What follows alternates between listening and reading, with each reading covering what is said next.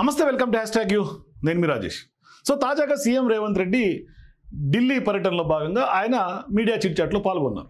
So ఈ సందర్భంగా చాలా విషయాల్లో ఆయన క్లారిటీ ఇచ్చారని కనిపిస్తోంది. ఎందుకంటే జరుగుతున్నటువంటి రాజకీయ పరిణామాలు, స్టేట్లో ఉన్నటువంటి వ్యవహారాలు ఆయన చాలా ప్లాన్డ్గా అడుగులు వేస్తున్నట్టు కనిపిస్తోంది.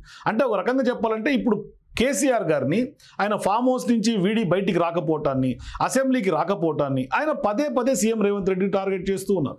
ఇటువంటి క్రమంలో ఇప్పుడు ఏకంగా కేసీఆర్ని ట్రంప్ అని అనేశారు. అంటే మన భారతదేశంలో ఉన్నటువంటి ట్రంప్ ఎవరయ్యా అంటే అది కేసీఆరే అని స్పష్టంగా సీఎం రేవంత్ రెడ్డి చెప్పేశారు. అయితే ఇక్కడ ప్రధానంగా బీఆర్ఎస్ బీజేపీ పార్టీలను రెండింటినీ కూడా కొంత గ్రిల్ చేస్తూ ఉన్నారు, వాళ్ళని డిఫెన్స్లోకి నెట్టుతూ ఉన్నారు సీఎం రేవంత్ రెడ్డి. అంటే ఇప్పుడు లోకల్ బాడీ ఎన్నికలు ముంచుకొస్తున్నటువంటి తరుణంలో కొంత రాజకీయాలు తెలంగాణలో వేడెక్కాయి ఒక రకంగా చెప్పాలంటే.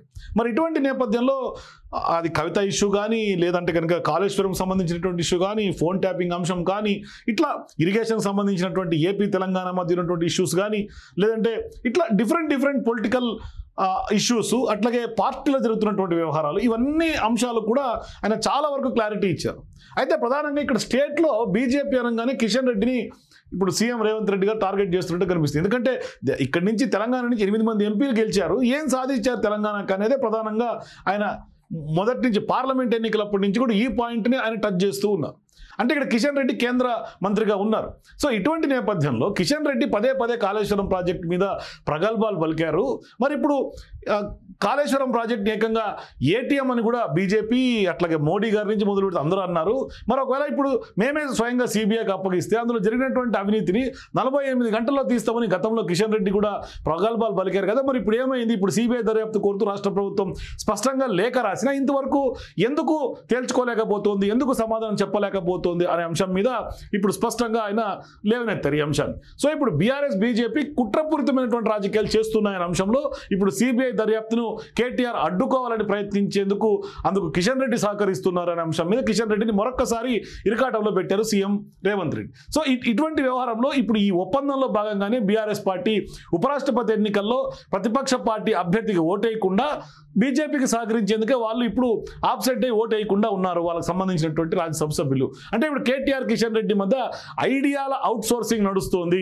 కాళేశ్వరంపై వేసినటువంటి జస్టిస్ పిసి ఘోష్ కమిషన్ సిఫార్సులు చేయగలదు కానీ తప్పు చేసిన వారిపై అదేమి చట్టపరంగా చర్యలు తీసుకోలేదు. అలా తీసుకోవాలనే అధికారం ఆ దర్యాప్తు సంస్థలకు మాత్రమే ఉంటుంది కానీ పిసి ఘోష్ కమిషన్కు ఉండదు. కాబట్టి సిబిఐ ఆ పనిని చేయాలి. మరి ఫోన్ ట్యాపింగ్ కేసులు కూడా రాష్ట్ర హైకోర్టు పర్యవేక్షిస్తున్నందుకు హైకోర్టు జ్యుడిక్షన్లో ఉంది కాబట్టి దాన్ని సిబిఐకి ఇవ్వడం సాధ్యం కావడం లేదు అనే అంశానికి కూడా రేవంత్ రెడ్డి క్లారిటీ ఇచ్చారు. మరి ఇప్పుడు ఎమ్మెల్యేల వ్యవహారం ఫిరాయింపుకు సంబంధించినటువంటి వ్యవహారం కూడా నడుస్తోంది.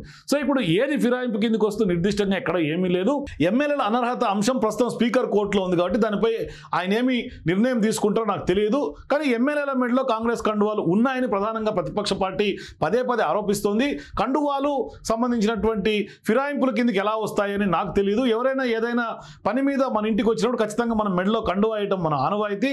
మనం భోజనం చేస్తాం, భోజనం పెడతాం, వాళ్ళకి కొంత రాజమర్యాదలు వచ్చిన వాళ్ళకి ఖచ్చితంగా మర్యాద చేస్తాం కాబట్టి మరి అది ఫిరాయింపు కిందకి ఎట్లా వస్తుంది?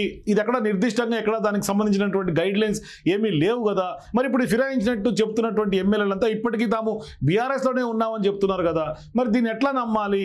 మరి ఇది పార్టీ సంబంధించినటువంటి ఆ పార్టీ నాయకుడు హరీష్ రావు ఈ మధ్య కాలంలో అసెంబ్లీలో మాట్లాడితే తాము 37 మంది ఎమ్మెల్యేలు ఉన్నట్లు ప్రకటించారు. ఇప్పటికీ వాళ్ళు కూడా యాక్సెప్ట్ చేసినట్టే కదా వ్యవహారాన్ని. నేను అక్కడ కూడా మళ్ళీ బీఆర్ఎస్ పార్టీని ఇరకాటంలో పెట్టారు ఎమ్మెల్యేల ఫిరాయింపులకు సంబంధించినటువంటి అంశంలో. అయితే ఇక్కడ ప్రధానంగా రాష్ట్రంలో యూరియా కొరతోటి వేధిస్తోంది. దాని మీద కూడా చాలా క్లియర్గా ఆయన చెప్పుకొచ్చారు. ఎందుకంటే దాన్ని ప్రతిపక్షాలు పెద్ద ఎత్తున సీఎం రేవంత్ రెడ్డికి దుమ్మెత్తిపోస్తారు. ఇది కేంద్రం కక్ష సాధింపుగా ఆయన చెప్పుకొచ్చారు. అంటే బీఆర్ఎస్కు మేలు చేయడానికి, అంటే ప్రతిపక్షానికి ఒక అస్త్రం ఇవ్వడానికి ఉద్దేశపూర్వకంగానే యూరియా కొరత సృష్టిస్తున్నారు. ఈ విషయంలో కేంద్రం తెలంగాణ పైన రాజకీయ కక్ష సాధింపు దిగుతోంది. దాని ద్వారా ఖచ్చితంగా తెలంగాణ రైతాంగం అంతా కూడా ఇవాళ రోడ్లెక్కుతున్నటువంటి పరిస్థితి. రైతుల్లో రేవంత్ రెడ్డి పైన ఆ ప్రభుత్వం మీద వ్యతిరేకత నింపడానికి కావాలనే బీఆర్ఎస్ బీజేపీ మళ్ళీ ఇక్కడ కొలైడ్ అయ్యి రాజకీయాలు చేస్తోంది. వాస్తవానికి ఈ సీజన్లో రాష్ట్రానికి మొత్తం 9.8 లక్షల టన్నుల యూరియా రావాలి. ఇప్పటికి 2 లక్షల టన్నుల కొరత ఉంది. కానీ కేంద్రం ఈ తీరుగా వ్యవహరిస్తుండడంతో మళ్ళీ దొరుకుతుందో లేదన్న భయంతో రైతులందరూ కూడా పెద్ద ఎత్తున క్యూలు కడుతున్నారు అనే అంశం మీద కూడా సీఎం రేవంత్ రెడ్డి గారు స్పష్టంగా చెప్పారు. అంటే ఇక్కడ కూడా బీజేపీ బీఆర్ఎస్ల యొక్క డొల్లతనాన్ని, వాళ్ళ యొక్క చీకటి ఒప్పందం ఒప్పందాలు అనే అంశంలోనే ఆయన ఖచ్చితంగా ఆ నెరేటివ్ తోటే ప్రజల్లోకి తీసుకెళ్తున్నటువంటి సందర్భం. అయితే ఇక్కడ ఇంకొక అంశం విషయం తీసుకుంటే హైడ్రాను, అంటే హైడ్రా మీద పెద్ద ఎత్తున పొలిటికల్ క్యాంపెయిన్ నడిచింది తెలంగాణలో. అయితే హైడ్రాను ప్రజలు అర్థం చేసుకున్నారు. హైదరాబాద్లో ఆక్రమణలను తొలగింపుకు ఏర్పాటు చేసినటువంటి ఈ హైడ్రా ప్రజలు ఇప్పుడిప్పుడు అర్థం చేసుకుంటున్నారు, కానీ రాజకీయ పార్టీలు అర్థం చేసుకుంటలేదు. ఎందుకంటే హైదరాబాద్లో ఆక్రమణలు ముంపు నుంచి కాపాడే ఉద్దేశం తప్పితే ఇందులో నా వ్యక్తిగత ఎజెండా ఏమీ లేదు. కేవలం అది ప్రజలకు అవసరమైనటువంటిది అక్కడికి వచ్చేది. ప్రస్తుతం ఉన్నటువంటి మౌలిక వస్తువులన్నీ కూడా రోజుకు 2 సెంటీమీటర్ల వర్షపాతాన్ని దృష్టిలో పెట్టుకుని ఏర్పాటు చేసినవే, కానీ ఇప్పుడు కేవలం 2 గంటల్లోనే 30, 40, 50 సెంటీమీటర్ల వర్షం కురిస్తే వాటర్ ఎక్కడికి వెళ్ళాలి? అందుకనే హైడ్రా స్పష్టంగా జనంని సేఫ్ చేయడానికి కోసం, వాళ్ళ సేఫ్ గార్డ్ కోసం, ప్రజల కోసమే ఏర్పాటు చేసింది హైడ్రా అనే అంశం మీద కూడా ఆయన క్లారిటీ ఇచ్చారు.